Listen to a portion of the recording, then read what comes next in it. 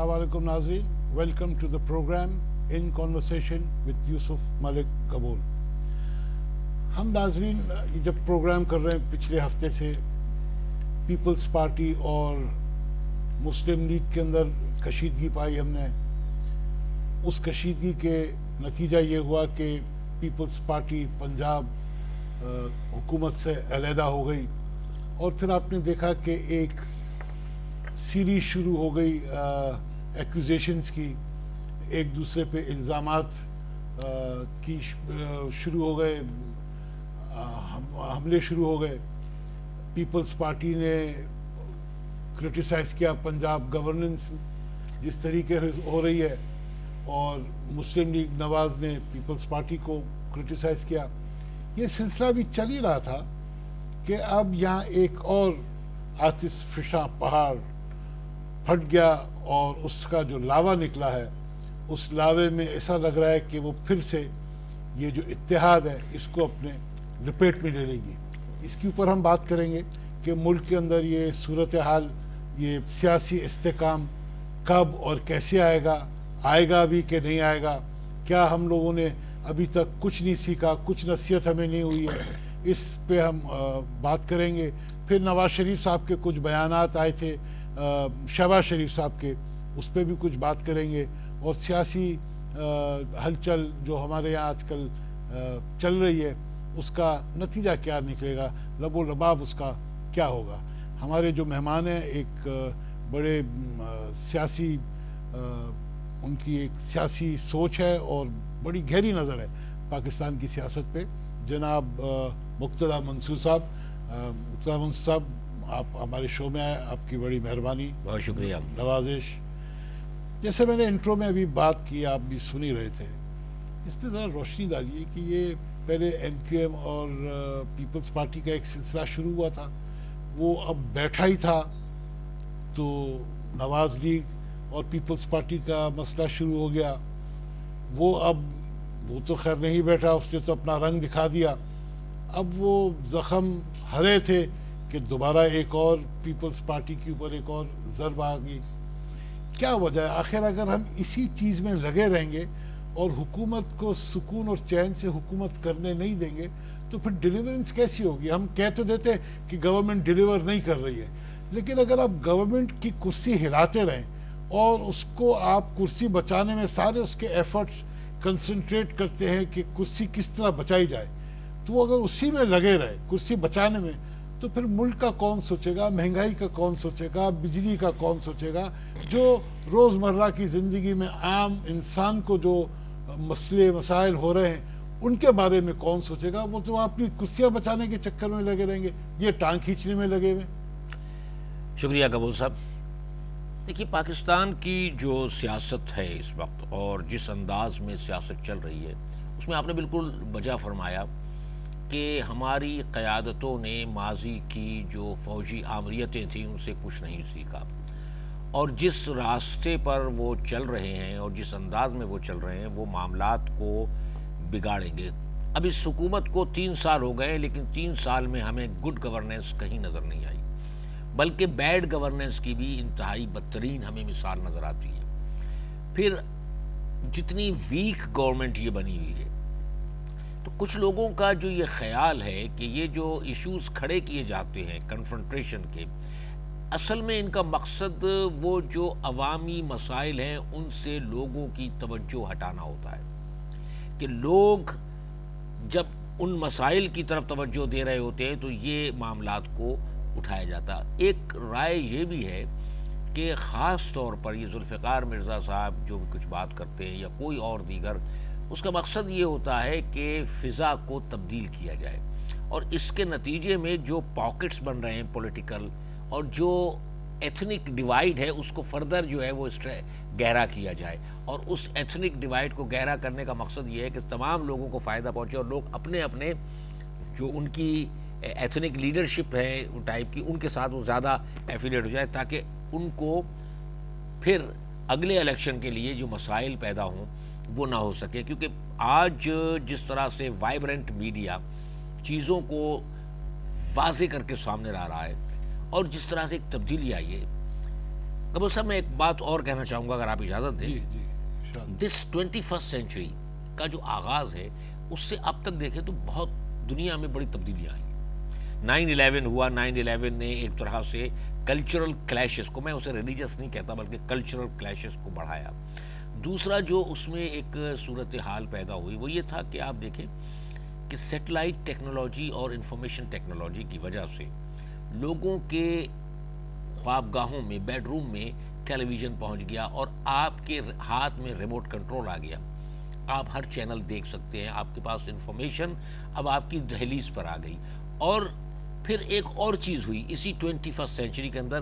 آپ دیکھیے کہ پچھلی سینچری کے اینڈ میں بھی اتنے موبائل فون نہیں ہوا کرتے تھے جتنے آج ہیں، اور اس میں SMS service, short messaging service کا جو یہ کانسیپٹ آیا، اس نے بھی لوگوں کو ایک دوسرے سے باخبر رکھنے کے لیے، آپ کے پاس امیڈیٹلی کوئی کہیں پر حادثہ ہوتا ہے اس سے پہلے کہ آپ میں سمجھ گیا. لیکن مختار صاحب اگر یہ ساری ٹیکنالوجی آ گئی، موبائل فون آ گیا، اس سے تو یونٹی بڑھنی چاہیے. نہیں، میں وہی آپ سے کہنا چاہ رہا تھا کہ اصل میں ہوا یہ کہ پبلک کی اویئرنیس تو بڑھی، لیکن جو پولیٹیکل کلچر ہے، جو پولیٹیکل پارٹیز کی اپروچ ہے، جو ان کا وے آف تھنکنگ ہے، جو ان کی وے آف کہنا چاہیے کہ پولیٹیکل کیڈر بنانے کا طریقہ کار ہے، وہ آج بھی پرانا ہے. وہ آج بھی کوڈ وار ایرا کا چل رہا ہے، اور اس کا رزلٹ یہ نکل رہا ہے کہ وہ اس ایمبٹ سے باہر نہیں نکل رہے ہیں. تو وہ پولیٹکس کو جس انداز میں لے کے چل رہے ہیں آج کے نوجوان کے ساتھ ان کا نہیں بن رہا ہے مینٹل ایکویشن، اور وہ پھر دوسرے راستوں سے، دوسرے طریقوں سے. اب آپ دیکھ لیجئے کہ ٹاک شوز کے اندر جنرلی سیریس ایشو اورینٹڈ گفتگو کی بجائے لڑائی دنگا فساد شروع ہو جاتا ہے. یہ کیوں ہو رہا ہے؟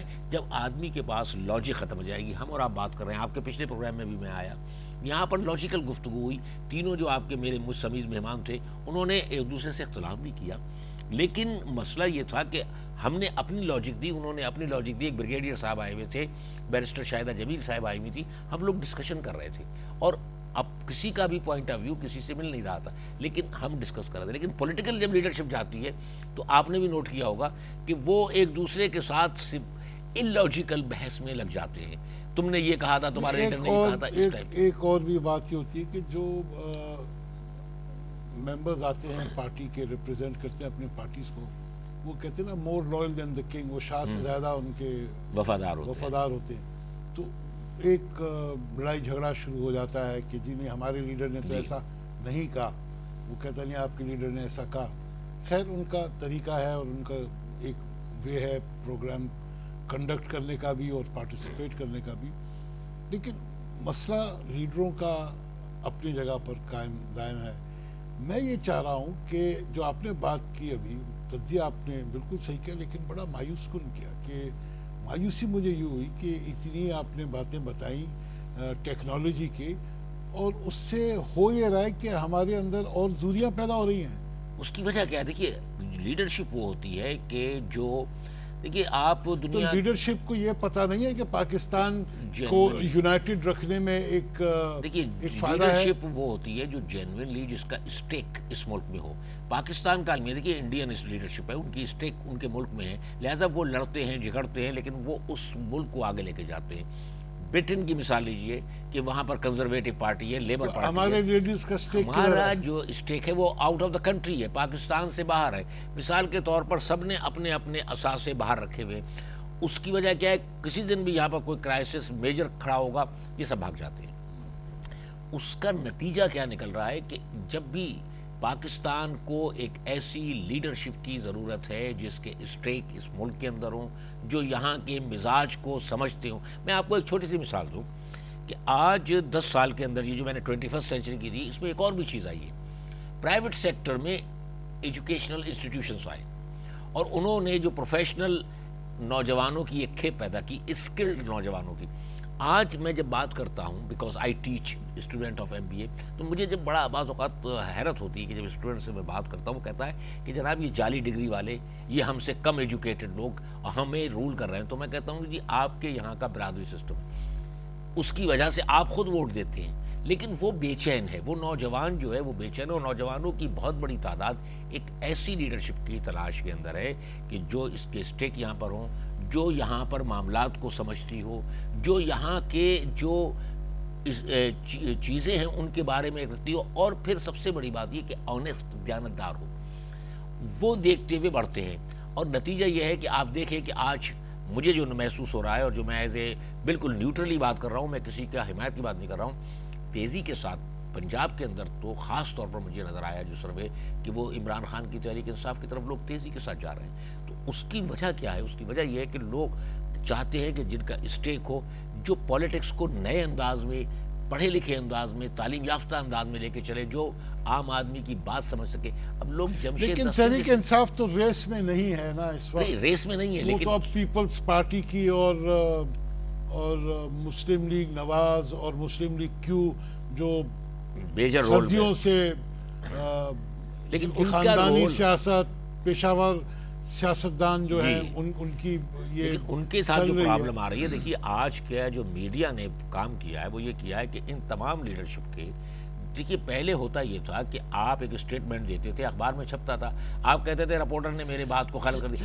آج تو آپ ٹی وی پر بیٹھ کر آپ جو کچھ کہہ رہے ہیں وہ نظر آ رہا ہے، لوگ سن رہے ہیں۔ آپ نے اسٹیٹمنٹ کی بات کی، ابھی شہباز شریف صاحب کی دیکھیے بڑا فنی بات ہے یہ، شہباز شریف صاحب کی اسٹیٹمنٹ آئی کچھ دن پہلے، اس کے بارے میں آپ دیکھیں، یہ ایک وفاقی ملک ہے، ایک فیڈریشن ہے جی، اور اس کے اندر فیڈریٹنگ یونٹس ہیں جن کو ہم صوبے کہتے ہیں، وہ مل کے ایک ملک پاکستان بناتے ہیں۔ تو ان کی تو ہم آہنگی بہت ضروری ہے۔ یہ تو ایک گاڑی کے 4 پہیے ہیں، یہ تو ساتھ اور سینکرونائز ہو کے جب تک نہیں چلیں گے تو بڑا پرابلم ہو جائے گا۔ بالکل۔ تو یہ کیسا بیان تھا شہباز شریف دیکھیے صاحب مجھے کا؟ بڑا اس بیان کے بعد حیرت بھی ہوئی ہے اور بہت افسوس بھی ہوا ہے۔ مسئلہ یہ ہے کہ مسلم لیگ نون 12 اکتوبر کے بعد سے خاص طور پر، اور اس سے پہلے بھی، آپ اگر تھوڑا سا ریکال کریں میموری کو، تو دیکھیں کہ جہانگیر کرامت صاحب نے جو ریزائن دیا تھا 1998 میں، اس ریزائن کے پیچھے کیا بنیادی اسباب تھے، اس کے کیا ریزنز تھے، کہ انہوں نے ایک تقریب کے اندر نیشنل سیکیورٹی کاؤنسل کی فارمیشن کی بات کی تھی، جس پر ان کا اس وقت کے پرائم منسٹر نواز شریف صاحب سے اختلافات ہوئے، اور نواز شریف صاحب نے اس کی شدید مخالفت کی تھی، اور ان کا موقف یہ تھا کہ فوج ریاست کا ایک ذیلی ادارہ ہے، اس کو جو ہے وہ پالیسی میکنگ میں رول نہیں دیا جا سکتا، یہ ان کا موقف تھا۔ 12 اکتوبر 1999 کے بعد جب پرویز مشرف نے اقتدار سنبھالا، اس کے بعد سے میثاق جمہوریت کی تحریر ہونے تک بھی یہی موقف تھا۔ اس کے بعد جب وہ واپس آئے تب بھی یہ تھا۔ پرویز مشرف صاحب نے نیشنل سیکیورٹی کاؤنسل قائم کر دی، آپ کو یاد ہوگا کہ اس کے اندر پرائم منسٹر تھے، اور اس کے اندر تینوں چیف تھے، گورنرز تھے، اور یہ پورا ایک، اور ان سب نے اس کو اپوز کیا تھا، اور ان سب پارٹیز نے اس کو اپوز کیا تھا۔ اب وہ آج بات کہتے ہیں کہ جناب آپ جو ہے ان کو فوج کو بھی بلا لیں، جوڈیشری کو بلا لیں۔ دیکھیے جوڈیشری ایک ادارہ ہے ریاست کا، آپ کے خیال میں یہ بنگلہ دیش ٹائپ آف گورنمنٹ کو انڈائریکٹلی تو نہیں انوائٹ کرنا میں چاہ وہی رہے؟ سمجھ رہا ہوں کہ مجھے جو نظر آ رہا ہے، کہ مجھے محسوس ہی ہو رہا ہے کہ غالباً یہ سمجھ رہے ہیں کہ اب حالات ہمارے ہاتھ سے اتنے زیادہ نکل چکے ہیں، اتنے بے قابو ہو چکے ہیں کہ ہمارے لیے مسئلہ نہیں ہے، اور اس سے پہلے کہ فوج براہ راست مداخلت کرے، ہم کیوں نہ اسے شیئرنگ میں لے کر اپنے ان عیبوں پر پردہ ڈالنے کی کوشش کریں جو بیڈ گورننس کی وجہ سے یہاں پر ہوئے ہیں۔ کیونکہ آپ نے ایک اور چیز بھی نوٹ کی کہ یہ جو ریمنڈ ڈیوس کیس تھا، اس کے اندر بھی دونوں پارٹیز پنگ پونگ کھیل رہی تھی۔ پنجاب گورنمنٹ کہتی تھی کہ جی یہ فیڈرل کا مسئلہ ہے، فیڈرل کہتی تھی جی پنجاب گورنمنٹ نے کیا ہے، اور اس کے بارے میں یہ تو ایک بلیسنگ ہو گئی آپ کے ساتھ کہ وہ چیزیں کھل کر، اور اس میں آپ دیکھیے کہ سب سے جو امپورٹنٹ رول پلے کیا ہے وہ آپ کے میڈیا نے کیا ہے۔ میڈیا نے چیزوں کو بالکل کلیئر کر کے سامنے لائے کہ دیکھیے یہ ہوا، ورنہ اگر یہ ریمنڈ ڈیوس پکڑا نہ جاتا تو وہ جتنے بھی کیسز تھے وہ سامنے نہیں آتے، اور جس طرح سے امریکنز آ رہے تھے انٹیلیجنس ایجنسیز کے لوگ، وہ نہیں آتے۔ آپ کو یہ بھی یاد ہوگا کہ جس زمانے میں باقاعدہ یہ فلور پر، اسمبلی کے فلور پر ہے، نیشنل اسمبلی کے، رحمان ملک صاحب نے کہا کہ جناب عالی کوئی بلیک واٹر نہیں ہے، کوئی امریکن انٹیلیجنس نہیں ہے۔ تو دس از دا سچویشن۔ تو آج میں سمجھتا ہوں کہ یہ لوگ اب اپنی ناکامی کو چھپانے کے لیے فوج اور جوڈیشری کی مدد سے ایک، وہ جو آپ نے بالکل صحیح کہا، بنگلہ دیش کے طرز پر ایک ایسی نیشنل گورنمنٹ بنانا چاہتے ہیں جس میں فوج کا رول بھی ہو اور جوڈیشری۔ اس پہ اور بات کریں گے، اس کے اوپر تفصیل سے بات کریں گے، ناظرین ایک بریک کا وقت ہو رہا ہے. بنگلہ دیش ٹائپ کی گورنمنٹ یہ ایک جمہوری پارٹی کے قائد کی اب کھلے الفاظوں میں تو نہیں لیکن ڈھکے چھپے الفاظوں میں اس قسم کی فرمائش آئی ہے, یہ ہوا میں بات اڑی ہے. اس کے اوپر مزید بات کرتے ہیں ایک چھوٹے سے وقفے کے بعد.